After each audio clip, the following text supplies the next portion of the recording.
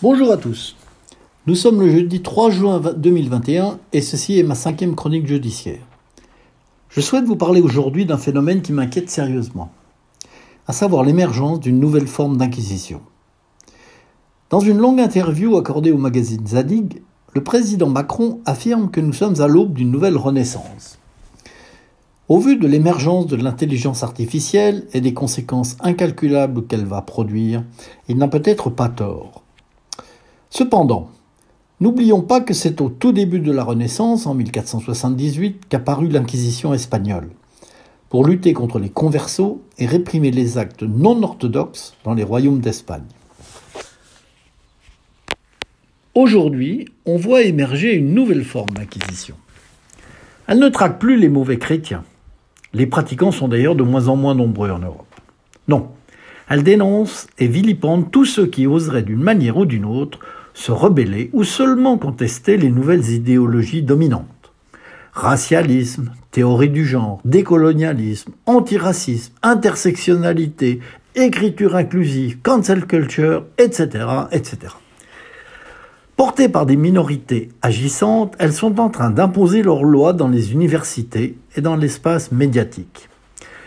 Et pour gagner la bataille idéologique, elles n'hésitent pas à réduire au silence tous ceux qui résistent pour convertir l'ensemble de la société à leur thèse destructrice. L'exemple de ce qui s'est passé à l'université de Georgetown aux États-Unis fait froid dans le dos. Dans les colonnes du Figaro du 30 mai, le correspondant du journal relate dans un article détaillé que 2 professeurs ont été suspendus pour s'être inquiétés, dans une conversation privée, que les Noirs étaient souvent décrochés scolairement et qu'ils occupaient les dernières places des classements dans leur classe. Dans le même temps, on se rapproche de plus en plus sur le sol français d'une confrontation entre les communautés. Tchétchènes contre Maghrébins à Dijon, Turcs contre Arméniens à Lyon, et maintenant Noirs contre Maghrébins à Cergy, après qu'un Algérien a tabassé et insulté violemment un livreur noir. Sans compter les agressions subies par un groupe de catholiques par des antifas à Paris. Tout cela avec la complicité tacite des médias mainstream qui détournent les yeux pour ne pas en parler. La société occidentale se désagrège devant nos yeux. Et on cherche à faire taire ceux qui résistent, comme Éric Zemmour, que le nouveau grand inquisiteur Mediapart accuse de soi-disant agressions sexuelles datant de plusieurs années. Peu importe la véracité des faits, il faut abattre celui qui ne plie pas devant la nouvelle religion. Les plus sages ou les plus instruits fuient le pays, comme les Juifs qui sont de plus en plus nombreux à faire leur alia et à émigrer vers Israël, ou les meilleurs cerveaux qui, après leurs études, partent travailler dans la Silicon Valley, ou d'autres cieux plus accueillants et plus tournés vers le progrès, où ils pourront mieux vivre et s'épanouir.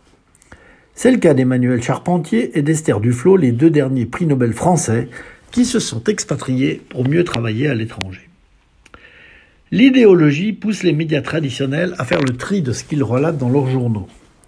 Il n'est pas question de mettre à jour la vérité dramatique de ce qui se passe dans notre pays, comme par exemple cette agression sans mobile et d'une violence extrême contre un couple de quadragénaires à Marseille, par une horde sauvage de jeunes déséquilibrés qui reproduisent en 2021 les pires violences vues dans Orange Mécanique.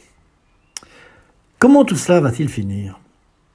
Il n'est pas loin le temps où les citoyens faisant fi de la loi française demanderont, comme aux États-Unis, le droit de s'armer pour se défendre, puisque le couple police-justice de l'État est désormais dans l'incapacité totale de les protéger.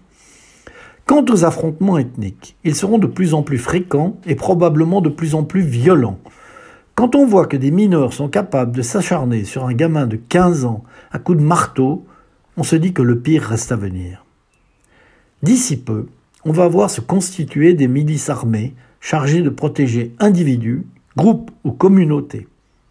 Si ce stade est atteint, alors on se rapproche de la guerre civile. Et ce seront nos élites politiques, médiatiques et judiciaires qui seront les grands responsables de cette catastrophe, pour n'avoir pas pris le taureau par les cornes tant qu'il en était encore temps. Pendant ce temps-là, les petits Asiatiques étudient et accroissent leurs connaissances technologiques, se désolant ou se moquant de cette société occidentale qui leur a imposé ses valeurs depuis 150 ans et qui s'automutilent dans un dérèglement idéologique incompréhensible. Un temps séduits par cette civilisation libre et prospère, les Chinois ne comprennent pas que l'Occident se suicide ainsi devant leurs yeux ébaudis. Ce qui ne fait que renforcer leur adhésion à un régime autoritaire qui les prémunit contre un tel délitement et une telle dégénérescence morale et sociale. Oui, monsieur Macron, il y aura peut-être une renaissance, mais je crains fort que celle-ci ait lieu en Asie et que l'Europe ne retombe, elle, dans le Moyen-Âge. Pour lutter contre toutes ces dérives, il va falloir un pouvoir fort qui n'ait pas d'état d'âme pour imposer une nouvelle loi, ferme et autoritaire, pour défendre nos valeurs de base, celles qui ont fait notre puissance et notre richesse, et qui sont aujourd'hui foulées aux pieds par des déconstructeurs qui veulent notre perte. Je crains fort qu'il n'y ait plus cette volonté de résistance parmi le monde judéo-chrétien, et que ce ne soit la rigueur islamiste qui ne vienne remettre de l'ordre dans ce monde désorienté. L'islamisation de la société est facilitée par la perte de nos repères. Il n'est plus loin le temps où cette religion sera le dernier rempart face au chaos. Ainsi, la prophétie de Michel Houellebecq se réalisera avec la soumission de l'Europe aux lois islamiques qui permettront un retour à l'ordre. Que notre salut vienne de nos ennemis en dit long sur l'état de délabrement de la société française. Je ressens une grande tristesse à décrire cet immense gâchis. On pourra en savoir plus en lisant mon livre. Mais pour ce qui est de la chronique, c'est tout pour aujourd'hui. Aussi, je vous dis au revoir et à jeudi, si le cœur vous en dit.